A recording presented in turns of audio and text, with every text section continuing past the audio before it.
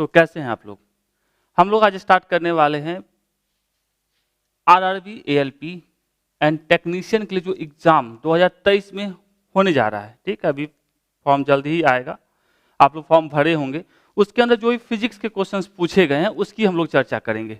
ठीक है, टोटल 2018 में जब एग्जाम हुआ था तो टोटल यदि बोला जाए 39 सेट्स थे, जिसमें हमारे स्टेज 1 और स्टेज 2 के दोनों के सेट्स मिला के 39 बनते हैं। तो हम लोग सारे सेट्स की चर्चा करेंगे। अब जैसे 9/8/2018 को 3 शिफ्ट में एग्जाम हुआ था, शिफ्ट 1, शिफ्ट 2, शिफ्ट 3। तो हर एक वीडियो के अंदर डेट वाइज हम लोग क्वेश्चंस की चर्चा करने वाले हैं। शिफ्ट 1 में और शिफ्ट 2 और शिफ्ट 3 तीनों मिला के जो भी क्वेश्चंस फिजिक्स के हैं उनकी चर्चा करेंगे। तो आराम से 2023 की तैयारी करते हैं और समझने की कोशिश करते हैं। यदि समझ में आएगा तो अपने दोस्तों के साथ शेयर कीजिएगा और कमेंट करके बताइएगा कैसा लगा और क्या इसमें एक्स्ट्रा आपको चाहिए। ठीक है, हमारी कोशिश रहेगी जितना अच्छा दे सके। चलिए शुरू करते हैं अपने कार्यक्रम को। तो सबसे पहला क्वेश्चन कह रहा है, जब एक परिपथ में कई प्रतिरोध श्रृंखला में जुड़े हुए होते हैं तो करंट का मान क्या होता है? श्रृंखला में कैसे जुड़ते हैं? कुछ इस तरीके से, इसको श्रेणी क्रम भी कह सकते हैं। ठीक है, तो आप खुद सोच के देखिए, जब श्रृंखला में जुड़े होते हैं तो यहां से कोई आएगा। ठीक है, कौन आएगा? करंट ही आएगा ना, रेजिस्टेंस है, प्रतिरोध है तो करंट आना है। यहां से जितना आएगा ये टहल बुल के कहां से, यहां से भी वही निकलेगा। जितना आएगा उतना ही जाएगा। उसी तरीके से यहां से जो आएगा वही यहां से निकलेगा, वही यहां से निकलेगा। ठीक है, तो जब श्रृंखला क्रम में जुड़े होते हैं तो हमारा क्या समान रहता है? तो करंट का मान। तो करंट का मान देख रहे हैं, जो आया है वही बाहर निकलेगा यहां फाइनल में भी। ठीक है, चाहे रेजिस्टेंस की वैल्यू, प्रतिरोध की वैल्यू कुछ भी हो, जो आता है वही जाता है। तो आई की वैल्यू क्या रहेगी? हमेशा समान रहेगी। तो कह सकते हैं एक ही रहता है। ओके, श्रृंखला की बात करें तो यदि समानांतर क्रम में जुड़ा हो, ये श्रेणी क्रम में जुड़ा हुआ है। ठीक है, यदि समानांतर क्रम में जुड़ा हुआ हो, यदि इधर से आई आएगा, ठीक है, तो क्या हुआ कहानी में? कुछ लोग इधर जाएंगे, कुछ लोग इधर जाएंगे। मान लो इधर से 10 लोग आए, ठीक है, तो 5 इधर चले गए, 5 इधर चले गए।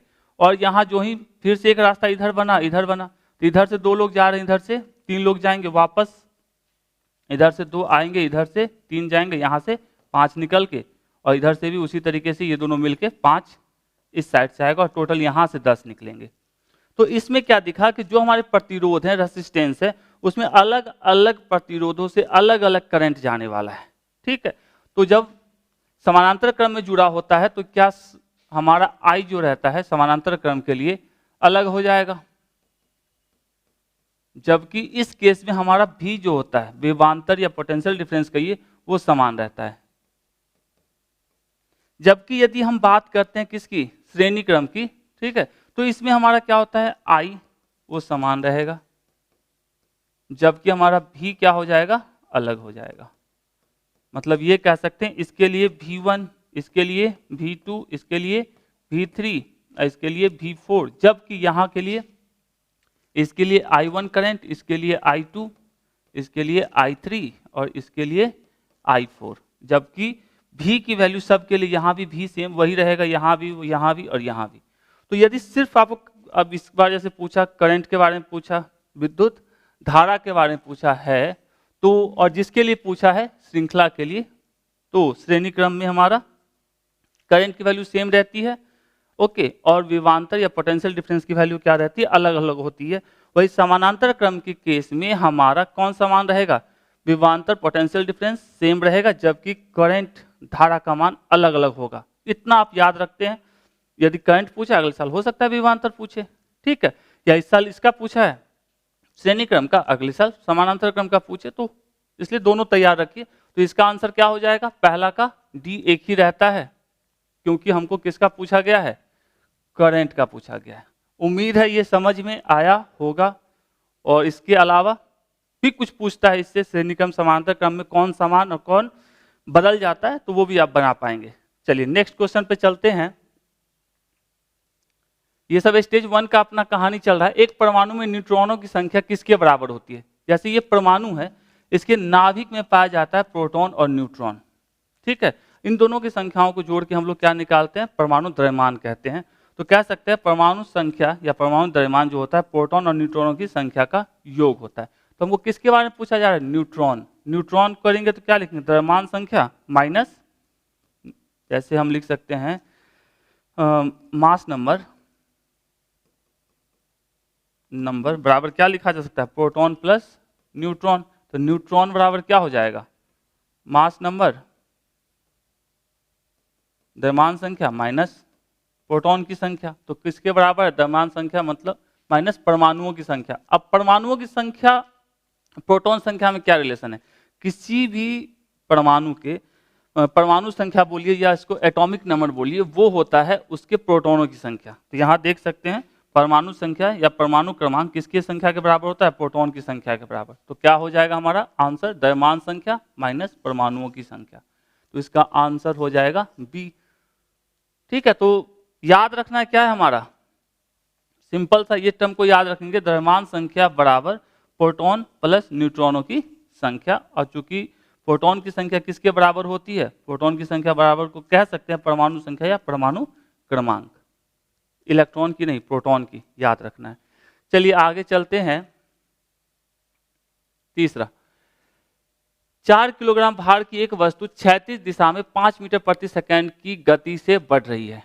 ठीक है, हमारा m दे दिया गया है 4 kg और यहां पर दे दिया गया है, चलिए v1 बराबर दे दिया गया है 5 मीटर चल रही है। ठीक है, इसकी गति 10 मीटर प्रति सेकंड तक बढ़ाने के लिए, मतलब इसकी गति को क्या कर दिया गया है, 10 मीटर पर सेकंड तक बढ़ाने के लिए इस पर किया गया कार्य क्या होगा। तो आप यदि कार्य या ऊर्जा, गतिज ऊर्जा का फॉर्मूला होता है हाफ mv², यदि वो याद रखते हैं तो भी आप निकाल सकते हैं। मतलब पहले कितना था, पहले ये था, बाद में हमारा ये हो गया, तो कैसे, वर्क या कार्य बराबर हम क्या लिख सकते हैं, ये कार्य बराबर क्या हो जाएगा हमारा, बाद वाला मतलब हाफ mv v2 का स्क्वायर माइनस 1/2 m v1 का स्क्वायर।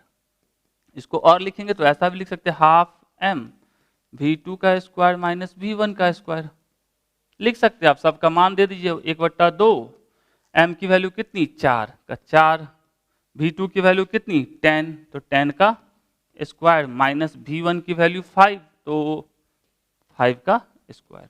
ये कितना हो जाएगा, ये से कट गया 2, ये हो गया 10 का स्क्वायर मतलब 100 माइनस 25, ये हो गया 2 × 75 तो 150। चूंकि ये हमारा क्या है, कार्य या ऊर्जा का मात्रक जूल होता है, तो इसके साथ हम लोग जूल लगा देंगे। तो हमारा कौन सा हो जाएगा 150 जूल। तीसरा का आंसर क्या हो जाएगा ए। आराम से समझिएगा, कुछ नहीं करना है, हमारे पास पहले ये था बाद में ये हुआ। ठीक है, अब फाइनल में जो होगा उसमें से इनिशियल को घटाते हैं, तो फाइनल में हमारा क्या होगा, ऊर्जा इसके पास हाफ m v2 का स्क्वायर और इनिशियल शुरुआत में क्या था हाफ m v1 का स्क्वायर, जोड़ घटा गुना भाग कर लिए तो 150 जूल आ गया।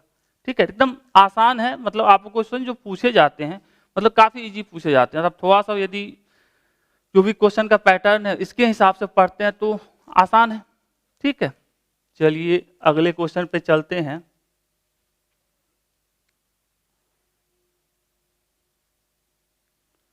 नेक्स्ट, सर्च लाइट का परावर्तक कैसा होता है। सर्च लाइट कैसा होता है, देखियो ये इस टाइप का कुछ होता है, अंदर की तरफ धंसा हुआ, जैसे टॉर्च वगैरह का कैसा होता है, अंदर की तरफ ऐसा रहता है ना, ऐसा वही होता है सर्च लाइट में भी।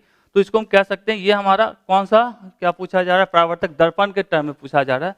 सर्च लाइट बोले या जो हमारी गाड़ियों का हेडलाइट होता है या हमारे टॉर्च का जो लाइट होता है, मतलब बल्ब जहां लगा होता है, वो सारे के सारे कौन से होते हैं, अवतल दर्पण होते हैं। ठीक है, तो कहाँ है भैया अवतल दर्पण, तो चौथा का हो जाएगा बी हमारा। अब आते हैं पांचवें पे, संवेग को किसके गुणनफल के रूप में व्यक्त किया जाता है। संवेग क्या होता है, द्रव्यमान और वेलोसिटी, मतलब द्रव्यमान और वेग के गुणनफल को कहते हैं संवेग, मतलब मास इंटू वेलोसिटी, तो कह सकते हैं m इंटू वी। याद रखें m मतलब द्रव्यमान, v मतलब इसका वेग। तो किधर है भैया, द्रव्यमान और बल नहीं, द्रव्यमान और त्वरण नहीं, द्रव्यमान और वेग।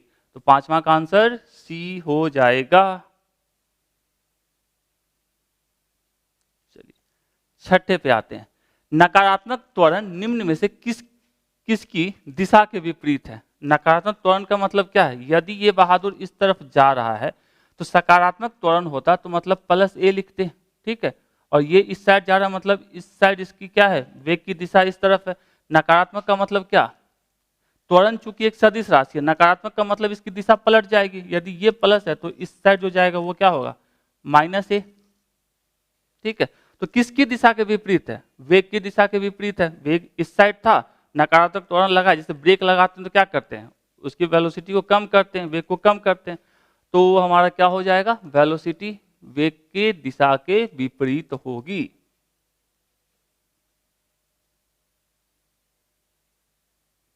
नेक्स्ट, 1 किलोवाट आवर किसके बराबर है, याद रखते हैं तो भी अच्छा, नहीं रखते हैं तो समझ लेते हैं। 1 किलोवाट आवर, अब इसको क्या लिख सकते हैं, 1 का 1, किलो का मतलब होता है 10 पे पावर 3, वाट का मतलब जूल पर सेकेंड, और आवर का मतलब होता है 3600 सेकेंड। सेकेंड से सेकेंड साफ, ये क्या हो गया 3600 इंटू 10⁻³ जूल। ऐसा तो ऑप्शन है नहीं, तो थोड़ा सा इसको दायां बायां कर लेते हैं, लिख सकते हैं 3.600 इंटू 10⁻, क्योंकि 0.3 इधर लाए तो पावर 3 लिखेंगे इंटू 10⁻3। अब इसको लिख सकते हैं 3.6 इंटू 10⁻6 जूल। तो आंसर इसका क्या हो जाएगा, आंसर हो जाएगा 3.6 इंटू 10⁻6 जूल। तो सातवां का सी। थोड़ा सा चलिए, प्रतिरोध का एसआई मात्रक क्या होता है, तो जो भी ऑप्शन दिया सबका समझ लेते हैं, कौन जाने अगली बार किसका पूछे। कूलम्ब होता है आवेश का, मतलब चार्ज का। ओम होता है प्रतिरोध का, ठीक है, प्रतिरोध का ही पूछा जा रहा है, ओम होता है। जूल होता है ऊर्जा का, बोल सकते हैं। और न्यूटन तो हमको पता है किसका होता है, बल का होता है। तो ओम किसका होता है, प्रतिरोध का। याद रखना है, सबका याद रखना है, कूलम्ब आवेश के लिए, जूल ऊर्जा के लिए, और कार्य या ऊर्जा दोनों के लिए, और न्यूटन हमारा किसके लिए होता है, बल के लिए होता है, याद रखिए। चलिए नेक्स्ट है, एक उत्तल दर्पण जिसकी फोकस लंबाई f वायु में है, तो एक द्रव्य में डुबोया जाता है, तो द्रव्य में दर्पण की फोकस लंबाई क्या होगी। अब उत्तल दर्पण है, ऐसा होता है उत्तल दर्पण, ठीक है। तो इसका फोकस का मतलब क्या, ये जिसका बना हुआ है, जिस गोलू का ये एक हिस्सा है, उसका केंद्र कहलाता है इसका वक्रता केंद्र, और यहां इसका आधी दूरी कहलाती है इसका फोकस, ठीक है। तो ये इसका क्या कहलाएगा, वक्रता केंद्र। तो ये किसी भी द्रव्य में रखने से इसके फोकस पे कोई फर्क नहीं पड़ता है। ओके, तो कह सकते हैं किसी भी गोलाकार दर्पण को की फोकस लंबाई चारों ओर के माध्यम से क्या होती है, स्वतंत्र होती है। इसलिए भले ही इसे किसी तरल में डुबोया जाए, यह प्रभावित नहीं होगा और वही रहेगा। मतलब वही रहेगा, पहले भी एफ था, अब भी एफ ही रहेगा, एफ ही रहेगा।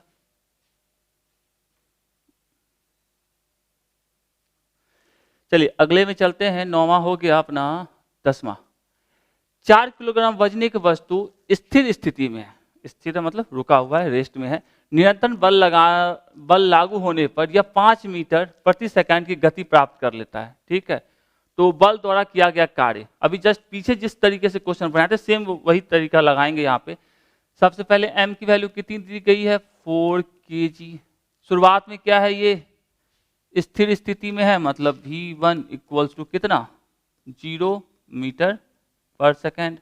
और उसके बाद क्या किया, 5 मीटर प्रति सेकंड की गति प्राप्त कर लेता है, मतलब v2 बराबर कितना, 5 मीटर पर सेकंड की गति प्राप्त कर लेता है। तो बल द्वारा किया गया कार्य, तो सिंपल सा कार्य को हम लिख सकते हैं, फाइनल कितना है इसके पास, हाफ m v2 का square minus half m v1 का स्क्वायर। अब यहां से जो कॉमन है उसको बाहर रख लिए, v2 का स्क्वायर माइनस v1 का स्क्वायर, 1/2। m की वैल्यू कितनी, 4, 4 का 4, v2 कितना दिया है 5, 5 का स्क्वायर माइनस v1 कितना दिया है 0, तो 0 का स्क्वायर। ये कितना हो गया, कट गया, 2 2 गुने 5 का स्क्वायर 25, और 0 का तो कुछ होता नहीं, 25 गुने 2 50। और चूंकि ये कार्य है या कह सकते हैं ऊर्जा है, तो दोनों का क्या होता है, मात्रक जूल होता है, तो 50 जूल। तो 50 जूल आंसर क्या हो जाएगा हमारा 10वां का बी।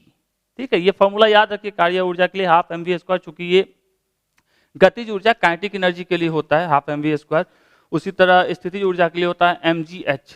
ठीक है, यदि ऐसा क्वेश्चन होगा तो उस पर ही बात करेंगे। तो ये शिफ्ट 2 का था, मतलब शिफ्ट 1 में 9 क्वेश्चन और शिफ्ट 2 से यहां से स्टार्ट हुआ हमारा 9 तारीख का ही है, लेकिन शिफ्ट 2 का ये क्वेश्चन है। मतलब शिफ्ट 1 में भी इस टाइप का एक क्वेश्चन पूछा, शिफ्ट 2 में भी लगभग सेम ही क्वेश्चन। यदि वो जिस बंदे ने सीख लिया बनाना, यही बनाना आसान है। चलिए नेक्स्ट, यदि आप एक दर्पण में देखते हैं और पाते हैं कि छवि आपका परावर्तन आपसे छोटा है, तो दर्पण का प्रकार क्या होगा? छवि छोटा है, किस में होता है? हमेशा हमारा उत्तल दर्पण में होता है। यदि आप ये एनसीईआरटी का बुक देखोगे वहां दिखेगा अवतल दर्पण में देखिए पाते हैं कि आपका परावर्तन आपसे छोटा है। तो छोटा कब कब मिलता है? यहां भी मिलता है, यहां भी मिलता है अवतल दर्पण में। और यदि बोला जाए छोटा हमेशा मिलेगा तो वो कौन से दर्पण में होगा? उत्तल दर्पण में। चाहे कहीं भी वस्तु रखा जाएगा तो आपको हमेशा छोटा ही मिलने वाला है। ठीक है, छोटा मिलेगा और काल्पनिक या आभासी कह सकते हो, और हमेशा सीधा मिलेगा। ठीक है, तो हमेशा छोटा मिलेगा किसके केस में? उत्तल दर्पण केस में। लेकिन यदि हम अवतल दर्पण पे जाते हैं तो छोटा तो मिल ही रहा है, समान साइज का भी मिलता है, बड़ा भी मिलता है, बहुत बड़ा मिलता है, बड़ा मिलता है। ठीक है, तो इसमें छोटा बड़ा सब मिल सकता है, लेकिन इसमें हमेशा क्या मिलेगा? छोटा ही मिलेगा। तो हमारा आंसर क्या होगा? उत्तल दर्पण। तो उत्तल दर्पण के सामने कहीं भी रखोगे वस्तु को हमेशा छोटा ही मिलने वाला है। तो कौन सा भैया है? उत्तल दर्पण। तो 11 का हो जाएगा हमारा डी। यदि चाहे तो इसको भी आप नोट कर सकते हैं, ये भी काम देगा। नहीं तो आप यदि रे डायग्राम खींचना जानते हैं तब तो बेस्ट है, कुछ याद रखने की जरूरत ही नहीं है। नेक्स्ट कह रहा है ए बिंदु एक्स बिंदु एक्स जो है ए बिंदु से यात्रा आरंभ कर पश्चिम की ओर 80 किलोमीटर चलता है। पश्चिम किस तरफ होता है? इस तरफ। तो चलिए पश्चिम की तरफ 80 किलोमीटर चला, कहां से? ए चला है ए बिंदु से। ठीक है, तथा बाईं ओर मुड़ जाता है। इसका दायां इस साइड होगा, बायां इस साइड होगा, बाईं ओर मुड़ जाता है। और कितना चलता है? 50 किलोमीटर। ओके 50, और पहुंचता कहां है? बी तक। ठीक है, पहुंच जाता है। ए और बी बिंदुओं के मध्य का लघुत्तम दूरी क्या होगा? लघुत्तम दूरी मतलब विस्थापन होता है, लघुत्तम दूरी का मतलब है ये। तो ये कितना होगा? मतलब x कितना होगा? तो x निकालने का सबसे आसान तरीका, ये चूंकि 90 डिग्री का है तो x कैसे निकलेगा? तो x हम लोग पढ़े थे कभी बचपन में, h² equals to p² plus b²। तो h बराबर √अंडर p² प्लस b²। ये वाला फंडा 9th-10th में भी पढ़े हैं, तो इसी का यूज करते हैं। p के जगह पे मान लो हम मान लेते हैं 80 को और b के जगह 50, तो क्या हो जाएगा? √अंडर 80 का स्क्वायर प्लस 50 का स्क्वायर। ये हमारा हो गया कितना? 6400 प्लस 2500 इतना। अब इसको जोड़ कार करेंगे तो क्या होगा? लड्डू लड्डू, और ये 4 2 6, और सॉरी ये हमारा हो जाएगा √अंडर लड्डू लड्डू 5 4 9, और ये हो गया 6 2 8 इतना। ठीक है, अब इसको और लिखना चाहें तो लिख सकते हैं 10 √अंडर 89। और चूंकि ये सारी दूरियां किलोमीटर में दी गई है तो आंसर भी किस में आएगा? किलोमीटर में। तो 10 √अंडर 89 किस में है? इसमें है। तो ये सब आसान क्वेश्चन है, थोड़ा सा मतलब जितना स्पीड आप बनाना चाहे बना सकते हैं। एकदम फॉर्मूला पता है, direct putting the value getting the result. Okay, तो 12 का हमारा आंसर हो जाएगा डी। चलिए आते हैं 13 पे। 20 सेंटीमीटर की वक्रता त्रिज्या वाले एक अवतल दर्पण की फोकस दूरी। अवतल दर्पण की फोकस दूरी देखिए, ये वक्रता त्रिज्या है इस अवतल दर्पण की। ठीक है, तो इसका आधा पे हमारा होता है फोकस। तो हम बोले तो कह सकते हैं 2f बराबर r। तो हमसे पूछा क्या जा रहा है? फोकस। तो f बराबर क्या लिखा जा सकता है? r/2, और r की वैल्यू कितनी दी गई है? 20/2 मतलब 10 सेंटीमीटर। तो 10 सेंटीमीटर कौन सा है? ये वाला है। और ये फॉर्मूला आप याद रखिए, f इक्वल्स टू r/2। 13 का आंसर हो गया हमारा डी। चलिए आते हैं 14 पे। एक कंडक्टर का प्रतिरोध उसके अनुक्रमानुपाती होता है। किसके वृत्त क्रमानुपाती होता है। तो हम लोग जानते हैं R equals to rho L upon A। ये क्या होता है प्रतिरोधकता। L मतलब जैसे ये हमारे पास एक चालक है, इसकी लंबाई ये L होता है और इसका क्षेत्रफल A और ये इसके रेसिस्टिविटी या प्रतिरोधकता कह सकते हैं। तो प्रतिरोधकता की ये क्या हो गया डायरेक्टली प्रोपोर्शनल। R जो है डायरेक्टली प्रोपोर्शनल है, अनुक्रमानुपाती है L के। R इनवर्सली प्रोपोर्शनल है एरिया के। और टेम्परेचर के साथ क्या होता है, जितना ज्यादा टेम्परेचर बढ़ेगा, मतलब तापमान जितना बढ़ेगा कंडक्टर का, उसका रेसिस्टेंस भी बढ़ता है। मतलब रेसिस्टेंस जो है डायरेक्टली प्रोपोर्शनल है टेम्परेचर के। ओके, तो कह सकते हैं यहाँ कौन सा बोल रहा है वृत्त क्रमानुपाती, मतलब इनवर्सली प्रोपोर्शनल किसके साथ होता है, एरिया के साथ, क्षेत्रफल के साथ। तो पहला तापमान के साथ नहीं, प्रतिरोधकता के साथ यहाँ दिख रहा है बिल्कुल नहीं, अनुप्रस्थ भाग का क्षेत्रफल एरिया ऑफ क्रॉस सेक्शन जो हमारा ये वाला है इसके है भैया, लंबाई के साथ तो दिख ही रहा है क्या है डायरेक्टली प्रोपोर्शनल है, समानुपाती है, वृत्त क्रमानुपाती तो है नहीं। तो आंसर क्या हो जाएगा इसका सी।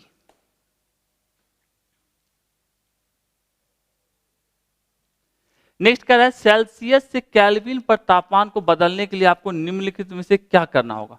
तो देखिए सेल्सियस, फारेनहाइट और केल्विन तीन हमारा टेम्परेचर मेजरमेंट का यूनिट होता है। तो उसके लिए हमको एक सिर्फ ये जो टेबल दिख रहा है वो याद है, तो आप तीनों को बदल सकते हो, सेल्सियस को केल्विन में, सेल्सियस को फारेनहाइट में, फारेनहाइट को केल्विन में। तो देखिए आपको किसको बदलना है, सेल्सियस से केल्विन, तो सेल्सियस वाला आप पकड़ लो और केल्विन वाला पकड़ लो, K-273 डिवाइडेड बाई 5। अब चूंकि 5 नीचे है कट गया, तो C बराबर क्या कर सकते हैं K-273। हमको किसको बदल के लाना है, केल्विन लाना है, किससे, सेल्सियस से। तो K बराबर क्या, केल्विन बराबर क्या लिख सकते हैं, ये इस साइड आ जाएगा C प्लस 273। तो डिग्री सेल्सियस के अंदर यदि 273 को जोड़ देते हैं तो हमारा क्या बन जाएगा, वो केल्विन स्केल में चला जाएगा। तो दिए गए ताप को इतना से गुना करते हैं, गुना उना नहीं करते हैं, दिए गए ताप में इतना जोड़ देते हैं। भैया यहाँ तो जोड़े हैं C प्लस 273, तो हमारा दिए गए ताप में 273 को जोड़ देते हैं।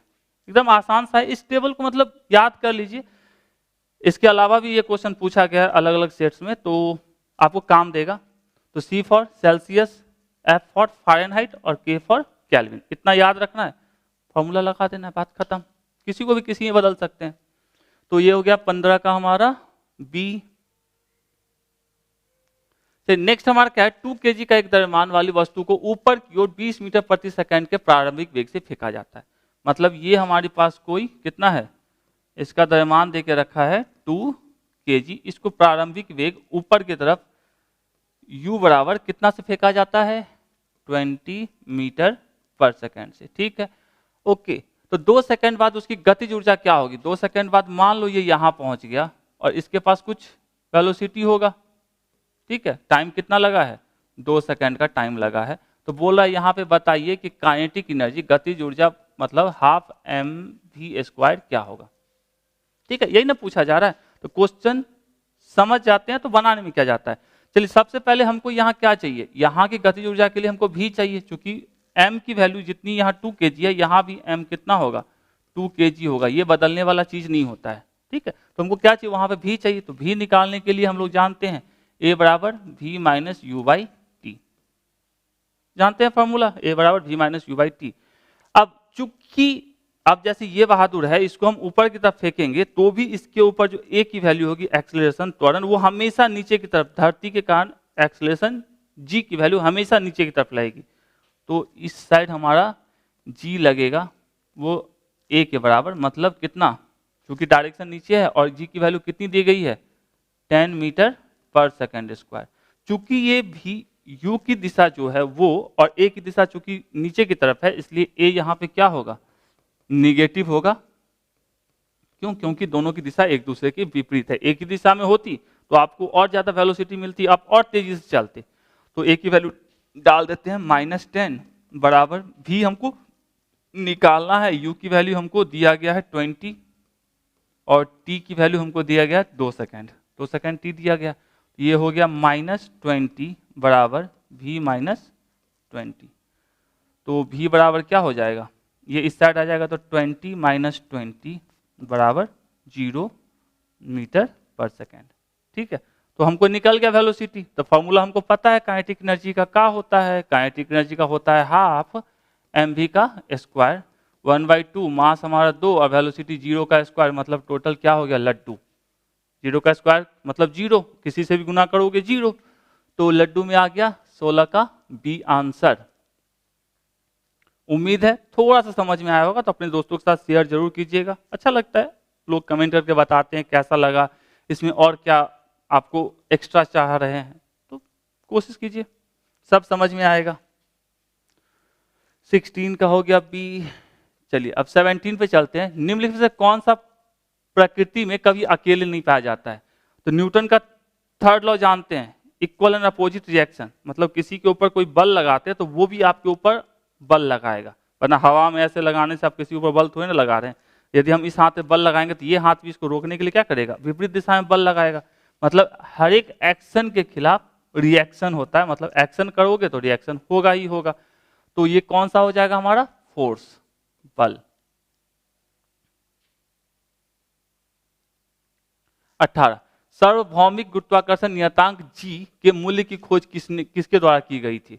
गुरुत्वाकर्षण भले हमारे किसके द्वारा दिया गया है, न्यूटन साहब के द्वारा दिया गया है, लेकिन जी की वैल्यू जो होती है 6.67 इंटू 10⁻11 न्यूटन मीटर स्क्वायर पर केजी स्क्वायर, इसका वैल्यू जो दिया गया था वो दिया गया था हेनरी कैवेंडिश के द्वारा। तो ये याद रखेंगे, ये नहीं कि जाके ग्रेविटेशन की बात होती है, गुरुत्वाकर्षण की बात होती है तो न्यूटन साहब ही तो आते हैं दिमाग में, तो उन्होंने जी की वैल्यू नहीं दी थी। ओके, याद रखेंगे। 18 का ए। 19 ऊपर उठाएगा हथौड़े के पास क्या होता है। ठीक है, हथौड़ा यदि देखिए अपने पास जो होता है, कह सकते हैं मैकेनिकल एनर्जी। मैकेनिकल एनर्जी मतलब यांत्रिक ऊर्जा जो होती है वो होती है potential energy plus kinetic energy. अब पोटेंशियल एनर्जी बराबर क्या होता है, mgh, और काइनेटिक एनर्जी बराबर हाफ mv स्क्वायर। तो जब ये बहादुर ऊपर उठा के रखा है तो इसके पास क्या है, यहां से यहां एक ऊंचाई है h, मतलब h किस में है, इसमें, तो इसके पास क्या होगा, पोटेंशियल एनर्जी मतलब स्थितिज ऊर्जा। ठीक है, वही जब ये चलना शुरू किया और यहां से यहां आ रहा है तो इसके पास क्या होगा, वेलोसिटी भी, तो उस समय उसके पास क्या होगा, काइनेटिक एनर्जी, गतिज ऊर्जा।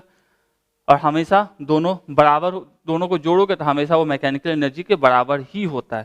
तो चूंकि ये क्या कह रहा है, ऊपर उठाएगा हथौड़े के पास, तो ऊपर जब हथौड़ा उठा रहेगा तो इसके पास एक ऊंचाई है, हाइट है, मतलब हाइट में कौन सा, पोटेंशियल एनर्जी mgh, तो कौन सा हो जाएगा, स्थितिज ऊर्जा। तो 19 का क्या हो जाएगा, डी। अच्छा, ये थर्ड शिफ्ट आ गया, ये थर्ड शिफ्ट ही सब चल रहा था, यहां से थर्ड शिफ्ट चल रहा है अपना, दूसरा थर्ड शिफ्ट का तीसरा। यदि कोई वस्तु त्रिज्या r के वृत्ताकार पथ के चारों ओर जाने में t समय लेता है, ये हमारा मान लो एक त्रिज्या r का वृत्ताकार पथ है, इसको जाने में कितना समय लेता है, t। ओके, तो वेग भी निम्नलिखित से किसके द्वारा दिया जाता है। तो वेग हमको निकालना, चूंकि हर एक में दिया गया है, और बोलते तो वेग जहां चला वहीं पहुंच गया, तो डिस्प्लेसमेंट 0, तो वेग 0 होना चाहिए था। तो यहाँ पे चाल रहता तो ज्यादा अच्छा लगता, चूंकि ऑप्शन 0 में नहीं है तो इसको हम बनाते हैं। तो यदि इसकी बात करें तो इसकी परिधि कितनी होती है, 2πr, मतलब इसको यहाँ से काट के यदि सीधा कर दोगे तो इसकी लंबाई कितनी हो जाएगी, 2πr। टाइम कितना लगा है, t, तो लिख सकते हैं वेग कुल दूरी, मतलब कितनी दूरी चला गया है, 2πr, और समय कितना लगा है, t, तो 2πr/t, 2πr/t। तो आंसर हमारा 20 का क्या हो जाएगा, p। एकदम आसान सा है, मतलब पूरा लंबाई कितनी चलेगी, यहां से चलना शुरू किया वापस यहीं पहुंच गया तो कितना दूरी चलेगा, 2πr चलेगा। r क्या है, इसकी त्रिज्या है। तो 20 का हो गया b।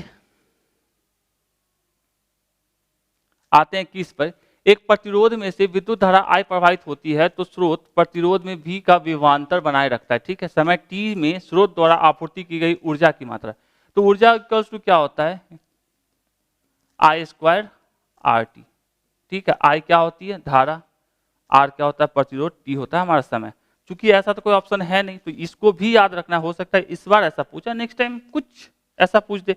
तो हम लोग और भी जानते हैं V equals to I into R, Ohm के नियम के अनुसार। तो यहाँ हम इसको लिखना चाहते हैं V के टर्म में, तो क्या लिखते, I into R into I into T. तो आई इंटू आर को क्या लिखा जा सकता है, V, तो हो जाएगा V आई टी।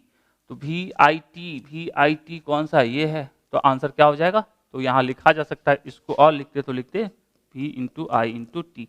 V क्या है, विभवांतर, I क्या है, विद्युत धारा, और T क्या है, समय। तो 21 का आंसर क्या हो जाएगा, C। चलिए, जब वस्तु को P और F के बीच रखा जाता है तब वह अवतल दर्पण द्वारा बनाए गए छवि की स्थिति का पता करे। ये हमारा क्या है, अवतल दर्पण है, कहाँ रखा गया है, कहाँ रखा गया, P और मतलब P मतलब ध्रुव पोल और F मतलब फोकस के बीच में रखा जाएगा। तो ये हमेशा क्या होगा, दर्पण के पीछे बनेगा और वस्तु से बड़ा बनेगा, तो दर्पण के पीछे बनेगा, बिहाइंड द मिरर। तो 22 का आंसर क्या हो जाएगा, सी। और इसको और डिटेल में देखना है तो ये वाला टेबल इससे पहले भी आया था। कौन सा दर्पण है भैया, अवतल दर्पण। तो अवतल दर्पण की बात करें, अवतल दर्पण में कहाँ रखा गया था, P और F के बीच में रखा गया था। तो दर्पण के पीछे बनता है, बड़ा बनता है, आभासी बनता है, मतलब काल्पनिक, और सीधा बनता है, जैसा फिगर में दिख रहा है। ओके, तो टेबल है, याद रखते हैं, रे डायग्राम याद रखते हैं, और अच्छी बात है। तो दो का, एक अवतल और एक उत्तल का ध्यान में रखेंगे, बात खत्म हो जाएगी। तो ये हमारा 22 का क्या हो गया, सी। आते हैं 23 के ऊपर। एक अल्कोहल का क्वथनांक इतना डिग्री है, केल्विन पैमाने पे तापमान कितना हो। इससे पहले भी याद होगा, हम लोग इसी टाइप का क्वेश्चन किए हैं। उसमें पूछा गया था कि कितना जोड़ा जाए, ठीक है। तो हमको किसमें दिया गया है, सी की वैल्यू दे दी गई है 78 डिग्री सेंटीग्रेड। अब पूछ रहा है के कितना होगा, के इक्वल्स टू केल्विन पैमाने पे। ये वाला फॉर्मूला लगाते हैं, CY5 इक्वल्स टू के माइनस 273 डिवाइडेड बाई 5। 5 से 5 कट गया तो C बराबर कितना, के माइनस 273, तो के बराबर C प्लस 273। C की वैल्यू कितनी दी गई है, 78, 78 प्लस 273, ये कितना हो गया, 8 9 10 11 के 1 1 14 1 15 2 1 3, 351 केल्विन। तो 351 केल्विन कौन सा है, ये वाला है। कितना आसान था, इससे पहले भी पिछले वाले शिफ्ट में ही पूछा गया था, इस वाले शिफ्ट में ही पूछा गया, आने वाले शिफ्ट में ही पूछा जाएगा। तो एक छोटा सा इक्वेशन है, उसको याद रखना है। तो 23 का आंसर क्या हो जाएगा, डी। चलिए 24 पे आते हैं। बाएं हाथ से पेन को पकड़कर एक व्यक्ति अपना प्रतिबिंब शीशे में देखता है। ओके, तो पेन दाएं हाथ में है, यह निम्न किस घटना का, ऐसा ही कुछ होती है कहानी। मतलब आप ऐसे दाहिना हाथ घुमा उठाओगे तो आपका दर्पण कैसा उठाएगा, बायां हाथ उठाएगा, तो वो होता है लेटरल इन्वर्जन, या कह सकते हैं पार्श्व वित्तक्रम के कारण। ऐसा ही कुछ कहानी होती है, तो याद रखना है।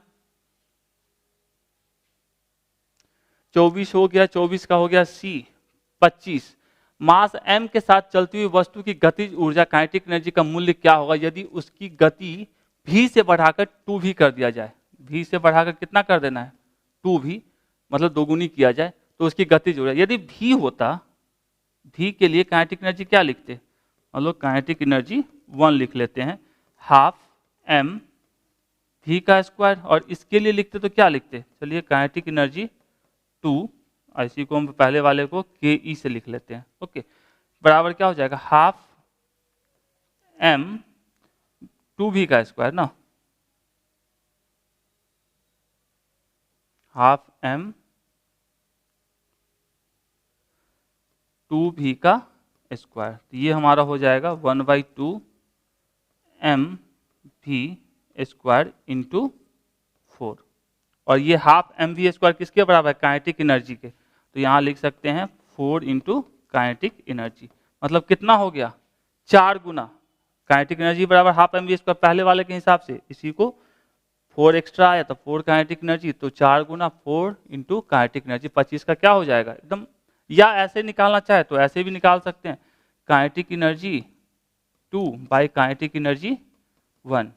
काइनेटिक एनर्जी 2 कितना है हमारा, 4 into 1/2 mv square by 1/2 mv square. ये से ये साफ, तो काइनेटिक एनर्जी 2 बराबर 4 into kinetic energy 1। Kinetic energy 1 को बोला गया सीधा सीधी काइनेटिक एनर्जी, तो 4 काइनेटिक एनर्जी। जैसे चाहे वैसा काइनेटिक एनर्जी, पोटेंशियल एनर्जी, गतिज ऊर्जा, स्थितिज ऊर्जा, सबका फॉर्मूला याद रखिए, बार बार पूछा गया है। तो 25 का हमारा हो जाएगा बी। 26 की बात करते हैं, यदि कंडक्टर का प्रतिरोध दुगुना हो जाता है तो विद्युत धारा आधी हो जाती है, ठीक है। तो यह किस कारण से होता है? यदि मान लिया हमको ओम्स का लॉ जानते हैं, V equals to I into R. यदि क्या कहा गया है, प्रतिरोध, कंडक्टर प्रतिरोध दुगुना, मतलब R की वैल्यू 2R कर दी जाए और किसकी, विद्युत धारा को आधा, मतलब I/2। तो वापस से ये क्या बचेगा, I इंटू आर ही बचेगा। तो किसके कारण, V equals to I into R के कारण। तो ये हमारा क्या है, ओम का नियम है। तो ओम के नियम के हिसाब से V equals to I into R, और I बराबर क्या लिखा जा सकता है, V/R। तो I बराबर V/R, ये है हमारा। तो आंसर क्या हो जाएगा, 26 का बी, ठीक है। शिफ्ट 3, चलिए आगे चलते हैं 27। अच्छा, thanks for watching.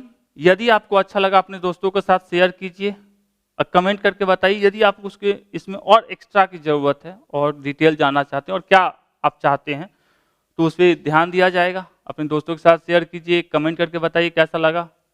Thank you for watching. फिर मिलते हैं इसके कौन सा नेक्स्ट डेट को जो एग्जाम हुए हैं उसके तीनों शिफ्ट का आंसर के साथ।